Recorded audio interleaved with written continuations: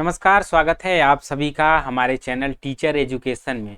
तो आज के इस क्लास में हम लोग यूपी बीटीसी के फर्स्ट सेमेस्टर में संस्कृत पेपर की शुरुआत करेंगे, जिसमें हम लोग पार्ट 1 से पढ़ेंगे। जो भी छात्र संस्कृत विषय को पहले से नहीं पढ़े हैं उन्हें परेशान होने की ज़रूरत नहीं है। आज के इस क्लास में हम लोग बिल्कुल बेसिक से पढ़ेंगे और समझेंगे। आप लोग इस वीडियो के अंत तक ज़रूर बने रहें ताकि चीज़ों को अच्छे से समझ सके। तो चलिए इस पाठ की शुरुआत करते हैं, जिसमें दिया हुआ है कि आसपास की वस्तुओं, पशु पक्षियों के संस्कृत की नाम की जानकारी, जिसमें उद्देश्य इस पाठ में दिया हुआ है कि संस्कृत भाषा सीखने की प्रक्रिया से अवगत कराना एवं प्रक्रिया के विभिन्न स्तरों को स्पष्ट करना, आसपास की वस्तुओं एवं पशु पक्षियों के संस्कृत का नाम सीखना, संस्कृत भाषा से जोड़कर उसके संस्कृत शब्द का प्रयोग कराना एवं भिन्न भिन्न परिस्थितियों में उपर्युक्त संस्कृत के शब्दों का ज्ञान कराना इस पाठ में हम लोग पढ़ेंगे।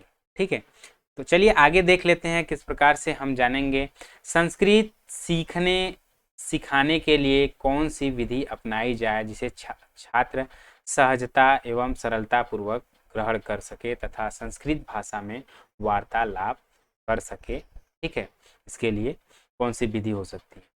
वार्तालाप या बातचीत अपने आप में एक ऐसी विधि है जो किसी भाषा को सीखने एवं उसे मजबूती प्रदान करने में सरलता एवं मदद करती है। ठीक है, आप लोग ध्यान देंगे कि जब आप लोग यहाँ पर संस्कृत सीखने या क्लास में बच्चों को पढ़ाने के लिए जाएंगे या आप ट्रेनिंग के दौरान जाएंगे तो किस प्रकार से आप संस्कृत को समझ सकते हैं या पढ़ा सकते हैं।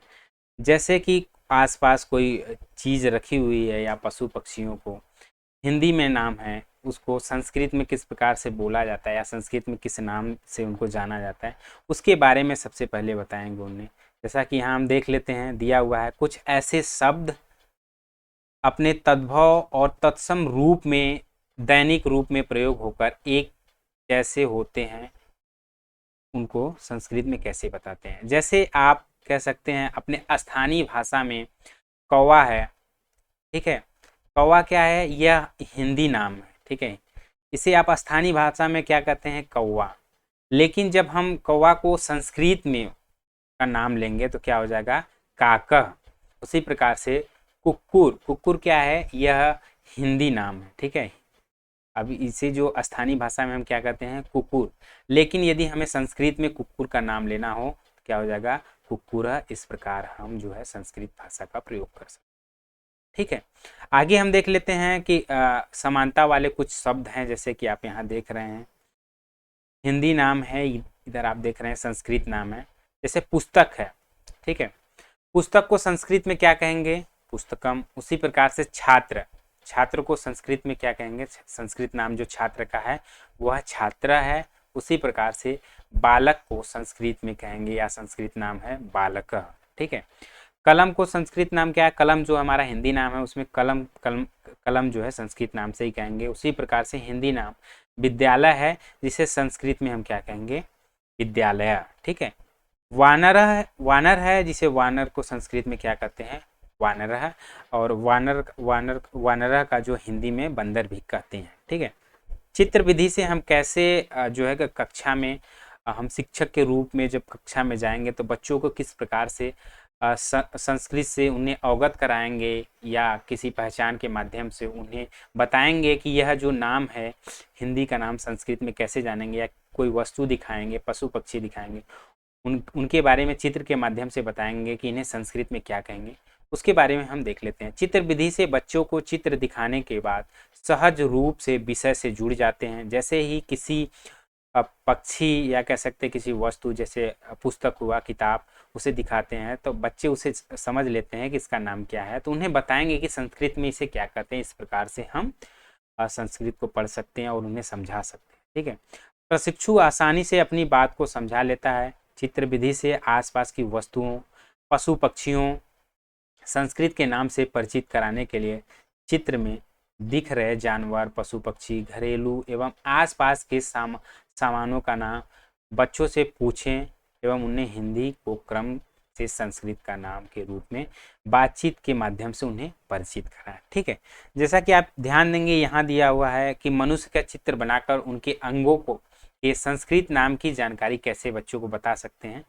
मनुष्य का चित्र बनाकर, जैसे केश दिया हुआ, आप ध्यान देंगे केशा, केशा जो संस्कृत नाम है, केशा को हिंदी में जैसे बाल कहते हैं, ललाटा जिसे माथा कहते हैं, नेत्रम संस्कृत में कहते हैं आँख को नेत्रम कहते हैं, दंतः संस्कृत नाम है जिन्हें हिंदी में दांत कहते हैं, ओष्ठ ओठ को कहते हैं, नख आप ध्यान देंगे नाखून को कहते हैं, हस्त संस्कृत नाम है जिसे हाथ को आप ध्यान देंगे हिंदी में हाथ कहते हैं।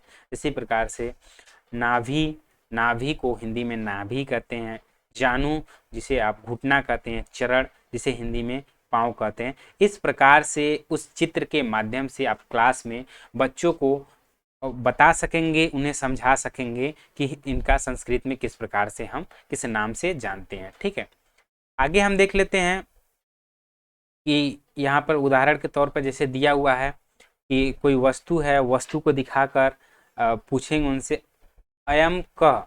आप ध्यान देंगे कि जब कभी व्यक्ति या वस्तु के बारे में बात किया जाए तो उन्हें संस्कृत में जब भी हम प्रयोग करेंगे अहम का, जैसे कि यह, आप ध्यान देंगे जब इसका हिंदी उच्चारण करेंगे तो यह क्या है। ठीक है, जैसे किसी वस्तु को दिखाएंगे, कोई भी वस्तु है, जैसे पुस्तक है, पुस्तक को दिखाकर पूछेंगे इदम किम। ठीक है, तो इसका क्या होगा, यह क्या है। तो जैसे ही लड़का रहेगा हिंदी में ही जवाब आपको दे सकता है कि यह पुस्तक है, उस प्रकार से आप संस्कृत में उन्हें बता सकेंगे। ठीक है, आगे हम देख लेते हैं कि जैसे मूल्यांकन यहाँ पे आपका दिया हुआ है, रिक्त स्थानों की पूर्ति करे। पठामी, आप ध्यान देंगे दूसरा दिया पशु, फिर रिक्त स्थान दिया हुआ है पश्यामी। ठीक है, तो पठामी जो रिक्त स्थान है किस प्रकार से हम पूर्ति करेंगे, जैसे अहम विद्यालयम पठामी, आप ध्यान देंगे तो यहाँ हो जाएगा अहम विद्यालयम पठामी। ठीक है, अहम विद्यालयम पठामी, आप ध्यान देंगे पठामी का जो रूप होता है लिंग के अनुसार होता है। जैसे स्त्री लिंग के लिए जो है पढ़ती हूँ और पुरुष के लिए पढ़ता हूँ, अहम विद्यालयम पठामी।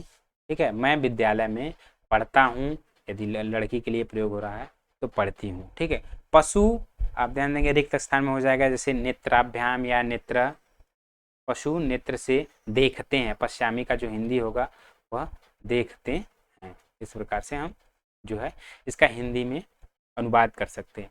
दूसरा दिया है कि चित्र से सुमेलित करिए। किस प्रकार से हम चित्र से सुमेलित करेंगे, यदि कक्षा में हम हैं तो वहाँ पे जब हम बच्चों को बता रहे हैं या पढ़ा रहे हैं तो चित्र बनाए, जैसे सिंह का चित्र है, एक साइड आप नाम लिख ले रहे हैं, जैसे यहाँ रामा लिखा हुआ है, आप ध्यान देंगे रामा का कैसे मिलान करेंगे, या उनसे पूछेंगे कि रामा जो है कि ये चित्र किसको प्रदर्शित कर रहा है। आप ध्यान देंगे जैसे यहाँ दिया है बालक, बालक का चित्र बना दिए, तो वहाँ आप ध्यान देंगे इसका मिलान इस प्रकार कराएंगे क्लास में कि यह रामा का चित्र है। उसी प्रकार से यहाँ देखेंगे पुस्तक का चित्र बना देंगे, तो संस्कृत में क्या कहते हैं पुस्तक को, पुस्तकम। इस प्रकार से हम मिलान करेंगे।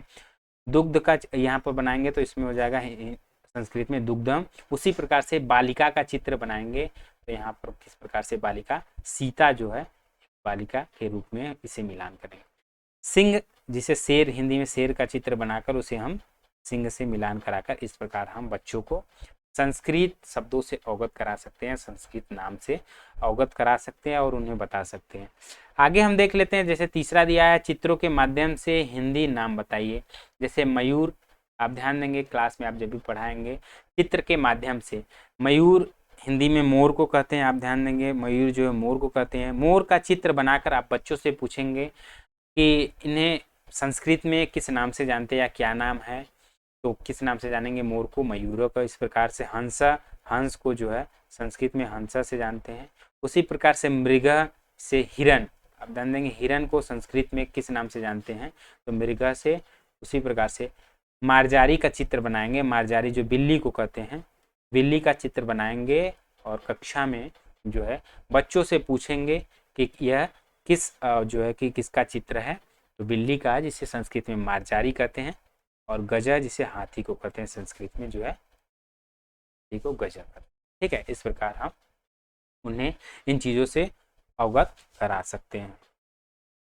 तो आज के क्लास में इतना ही, जिसमें हमने पढ़ा कि अभी इसमें पढ़ा पशु पक्षियों के नाम इस प्रकार से हम जान सकते हैं, और आसपास रखी वस्तुओं को कैसे उसके बारे में हम जान सकते हैं कि संस्कृत में क्या नाम, उसके बारे में पढ़ा। अगली क्लास में हम पढ़ेंगे संज्ञा, वचन, लिंग आदि के बारे में। तो फिर मिलते हैं अगली क्लास में, तब तक के लिए नमस्कार।